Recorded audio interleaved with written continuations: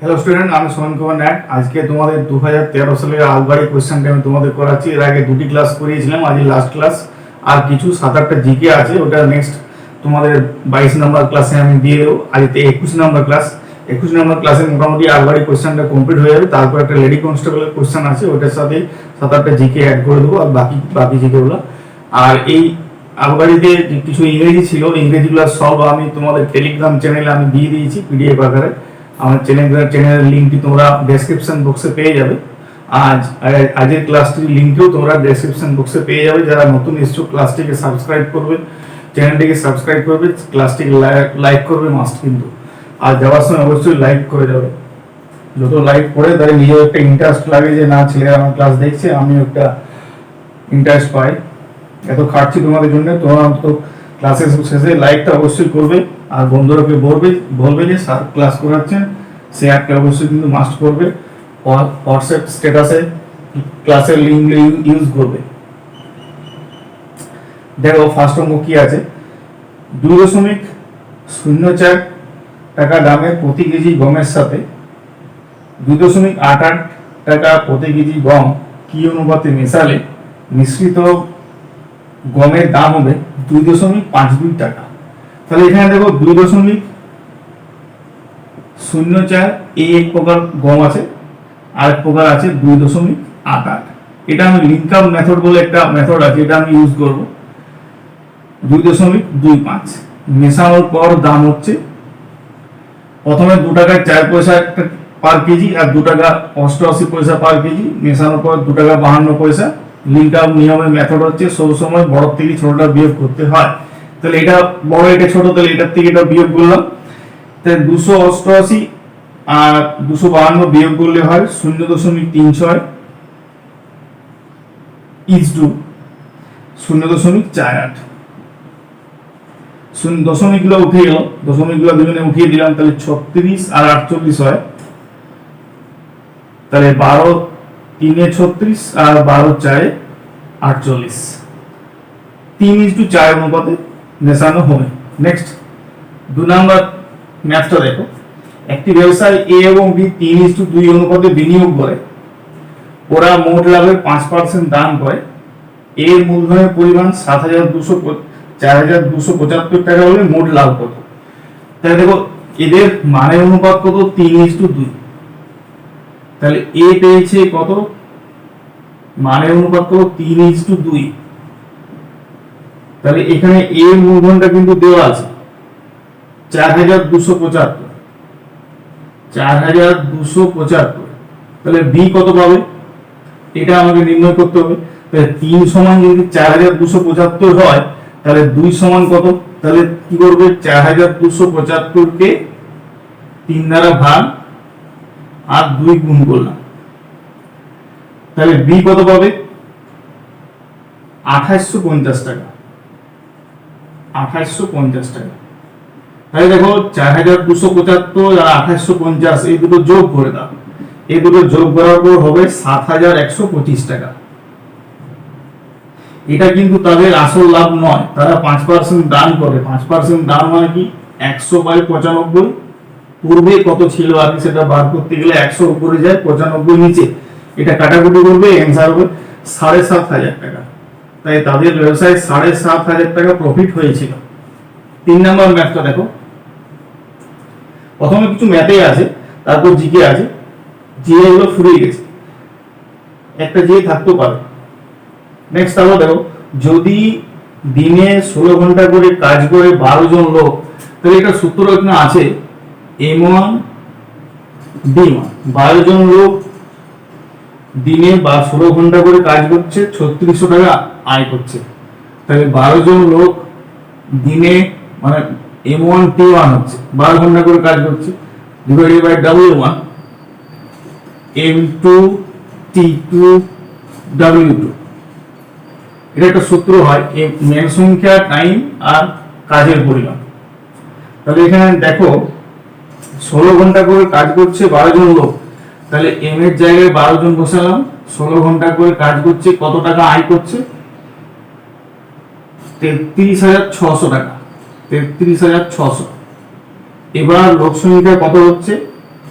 18 জন লোক, 18 জন লোক হচ্ছে কত ঘন্টা করে কাজ করছে? 12 ঘন্টা করে কাজ করছে। তাহলে কত টাকা আয় করবে? W2টা বার করতে বলা হচ্ছে তোমাকে।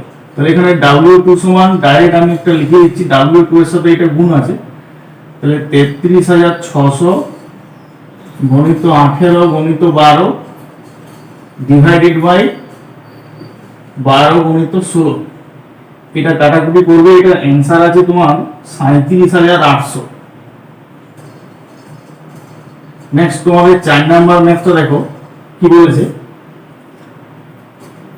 y এর 8%, আচ্ছা x এর 8% y এর 4% এর সাথে সমান। তাহলে x এর 20% y এর কত পার্সেন্টের সাথে সমান হবে? তাহলে দেখো 8 এর অর্ধেক কত? 4, তাহলে 20 এর অর্ধেক কত হবে? 10%। তাহলে অ্যান্সার কত? 10% এর সাথে সমান হবে। নেক্সট 5 নাম্বার ম্যাথটা দেখো। এক ব্যক্তি P থেকে Q হেঁটে যায় এবং Q থেকে P ট্যাক্সিতে ফিরে আসে। টাইম ডিসটেন্সের অঙ্কগুলোতে আমি এই স্টাইলের অঙ্ক তুমি করিয়েছি দেখবি।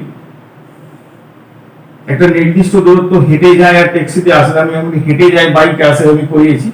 তাহলে একজন ব্যক্তি একটা নির্দিষ্ট দূরত্ব হেঁটে যায়, আচ্ছা হেঁটে মানে ওয়াক, আর ট্যাক্সিতে ফিরে আসে, ট্যাক্সিটাকে টি বললাম। আসা যাওয়া করতে সময় কত লেগেছে? ও 16 ঘন্টা। আচ্ছা 16 ঘন্টা সময় লেগেছে। সমগ্র পথ তিনি ট্যাক্সিতে যাওয়া আসা করে, তবে 4 ঘন্টা কম সময় লাগে, মানে 12 ঘন্টা সময় লাগে যদি ট্যাক্সিতে যায় এবং ট্যাক্সিতেই আসে। তাহলে যদি হেঁটে যায় এবং হেঁটে আসে তাহলে কত সময় লাগবে? তাহলে ট্যাক্সি মানে 6 ঘন্টা, 6 6 12 দেখো, যাওয়ার সময় আসার সময়। তাহলে ট্যাক্সি যদি 6 ঘন্টা হয় তাহলে হাঁটা মানে কত? 16, বিয়োগ করে দিলাম, তাহলে দুবার হাঁটা মানে কি? 10 10 20। তাহলে হেঁটে যাওয়া আসা করতে কত সময় লাগবে? 20 ঘন্টা। 6 নম্বর অঙ্কটা দেখো। একটি নৌকা স্রোতের অনুকূলে 2.5 ঘন্টায় 60 কিমি যায়। ফেরার সময় ওই দূরত্ব 3 পূর্ণ 3/4 ঘন্টায় ফিরে আসে। স্থির জলে নৌকার বেগ কত? এটা 1 ঘন্টায় গতিবেগটা বার করে নাও। 2 পূর্ণ 1/2 মানে 5/2 ঘন্টা, 5/2 ঘন্টায় কত যাচ্ছে? 60 কিমি। এটা অনুকূলে, অনুকূল মানে স্রোতের দিকে, এটা উল্টে যাবে 2/5। তাহলে 5 12 60, 12 দুগুণে কত? 24।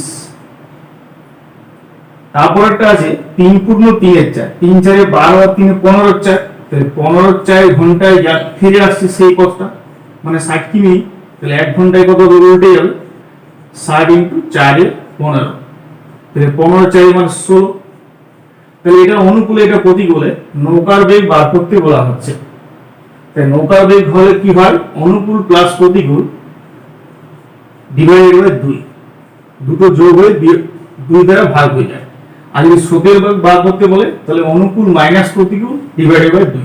তাহলে 24 আর 16 যোগ করলে 40 হয়, 40 এর অর্ধেক 20। তাহলে এর অ্যান্সার এটা 20 কিমি পার ঘন্টা। 7 নম্বর ম্যাথটা দেখো। 7 নম্বর ম্যাথটা কি বলেছে?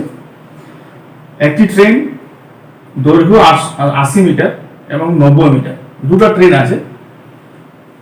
7 নাম্বারটা কি বলেছে? আচ্ছা 7 নাম্বারটা দেখো কি বলেছে। টাকায় 10টি করে আপেল বিক্রি করে এক বিক্রেতার 40% লাভ হয়েছে। টাকায় কতগুলি আপেল ক্রয় করেছেন? এটা লাভ ক্ষতির অঙ্ক। টাকায় 10টি করে বিক্রি করে 40% লাভ, তাহলে 100 টাকায় মানে 100 পয়সা, আর 40% লাভ মানে কি? 100 তে 140। তাহলে বিক্রি করেছেন কটি করে? বিক্রি করেছেন 10টি করে। তাহলে তিনি কতগুলি ক্রয় করেছেন? তাহলে 10টি যদি বিক্রি করেন তাহলে ক্রয় করবেন xটি, 100 তে 140, আর বিক্রি করেছেন 10টি, তাহলে কিনেছেন কটি?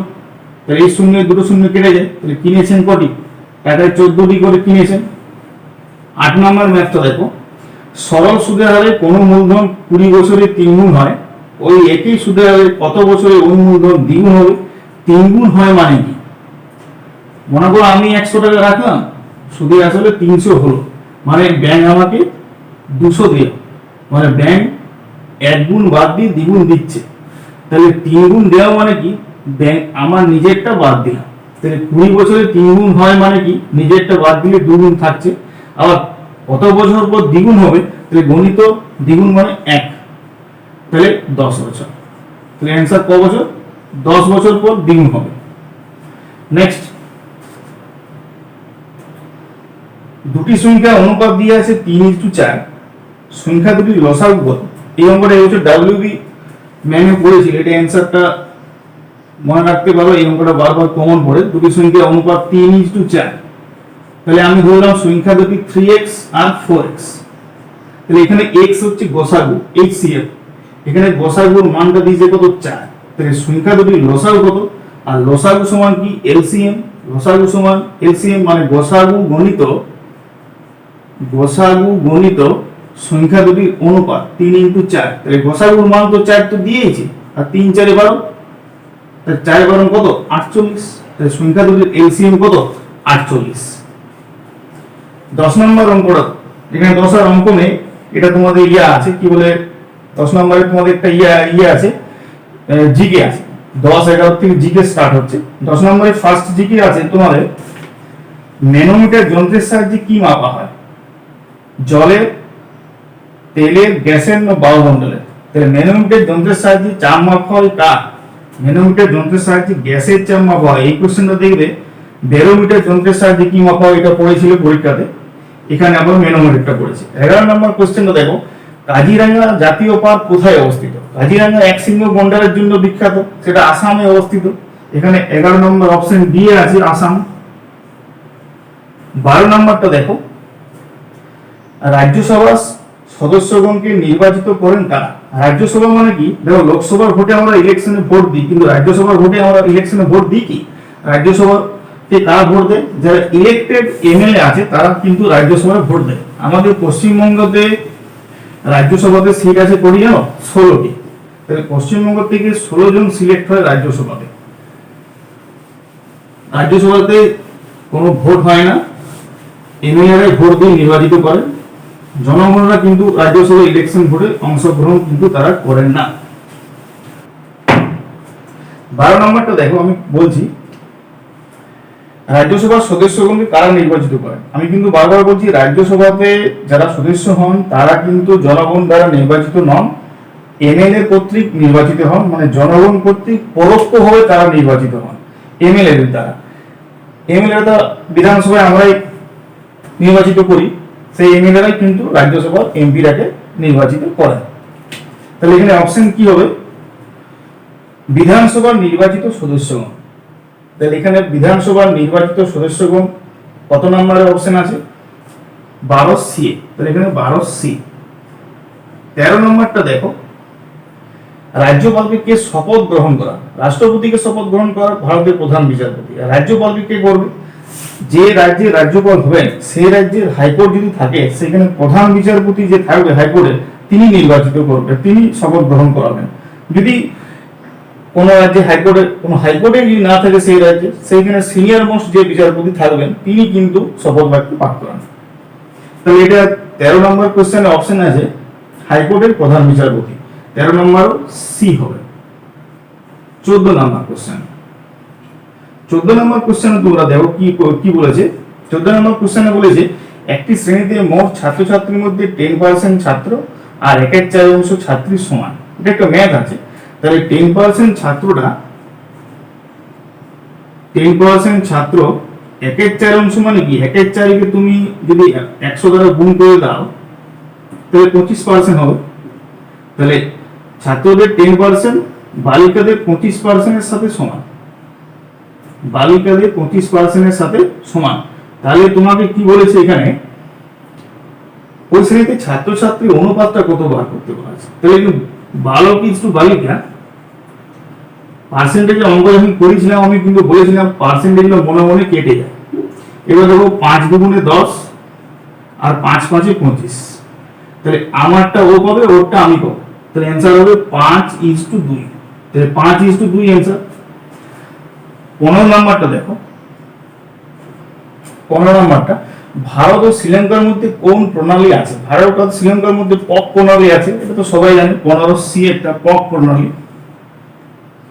16 নাম্বারটা, কোন শিল্পকে উদীয়মান শিল্প বলা হয়, মানে উঠতি শিল্প যেটা, তাহলে এটা কি পেট্রো রসায়ন শিল্প, বয়ন শিল্প, চা শিল্প, পাট শিল্প? এটা পেট্রো রসায়ন শিল্প, 16C এটা আছে পেট্রো রসায়ন শিল্প।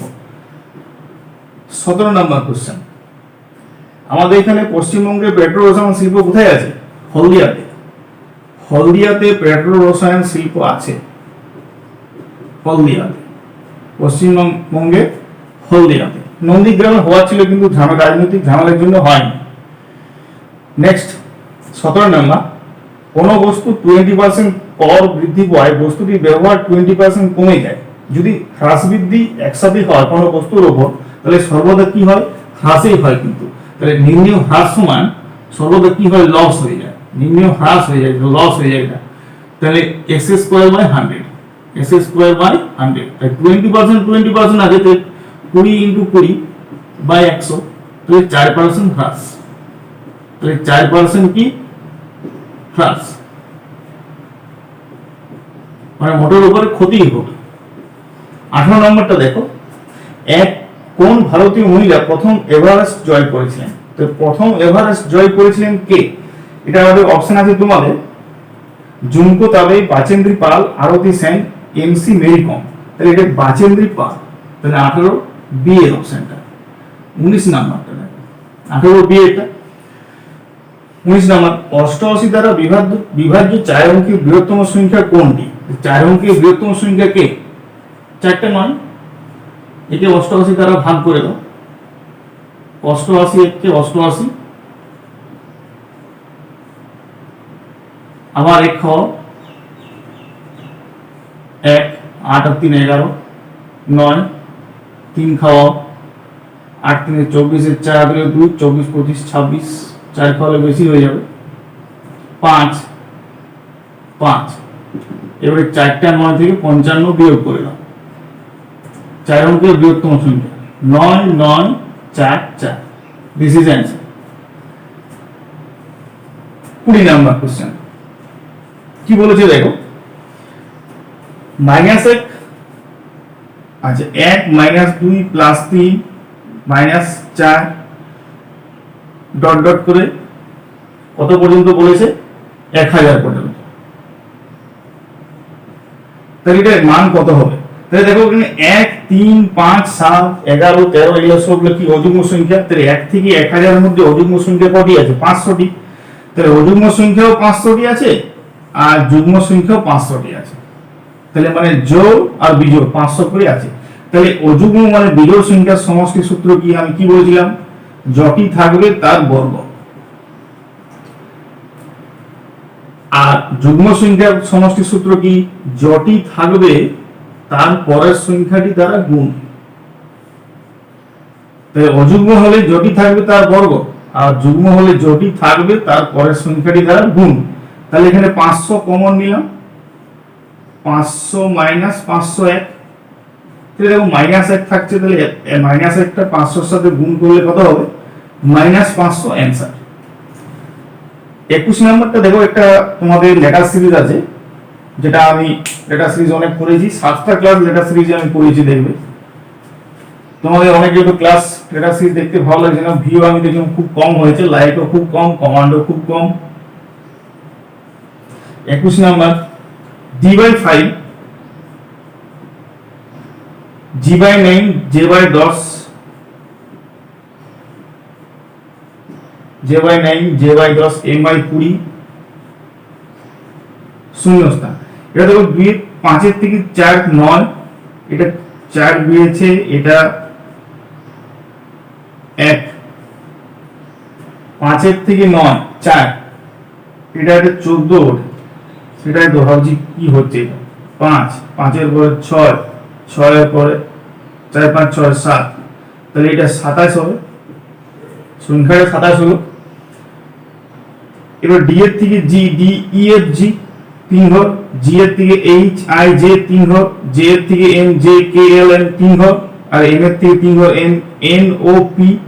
তাহলে P/27, P/27 option B A আগে দেখবে। এন এর থেকে 3 ঘর করলে পি হয় এম এন ও পি, তাহলে P/27। তারপরটা আছে 22 নম্বর কোশ্চেনে কি আছে দেখো, 22 একটা, কোনটি বেমানান? জুলাই, সেপ্টেম্বর, এপ্রিল, নভেম্বর, কোনটি বেমানান? এটা বেমানান কোনটি? এটা জুলাই মাসটা বেমানান হবে, কারণ জুলাই মাসটা কত দিন? জুলাই মাসটা 31 দিন, বাকি সমস্ত মাসগুলো কিন্তু 30 দিনের মাস। সেপ্টেম্বর 30, এপ্রিল 30, নভেম্বর 30, সমস্ত 30 দিনের। আজকের লাস্ট অঙ্ক কি বলেছে দেখো, দুটি ট্রেনের দৈর্ঘ্য দেওয়া আছে 80 মিটার এবং 90 মিটার, যথাক্রমে 10 মিটার পার সেকেন্ড এবং 60 মিটার পার সেকেন্ড গতিবেগে পরস্পরের দিকে ধাবিত হলে কত সময়ে পরস্পরকে অতিক্রম করবে? দেখো 80 মিটার আর 90 মিটার মানে যেতে হবে কত? 80 আর 90 টোটাল পথ কত যেতে হবে? 80 আর 90 টোটাল যেতে হবে কত? 170 মিটার পথ যেতে হবে। প্রবলেমস অন ট্রেন, যেটা আমি চ্যাপ্টারটা করাবো, তোমরা ট্রেনের অঙ্ক পাবে, তাহলে 170 মিটার যেতে হবে। আর ওদের আপেক্ষিক গতিবেগ কত? পরস্পরের বিপরীত দিক থেকে আসছে 10 আর 7, 17 মিটার পার সেকেন্ড। এটা হচ্ছে আপেক্ষিক গতিবেগ। আর 170 মিটার যেতে হবে, তাহলে সময় কত লাগবে? ভাগ করে দাও, 170 কে 17 দ্বারা ভাগ করে দাও, তাহলে 10 সেকেন্ড সময় লাগবে। বাস, আজ এই পর্যন্তই।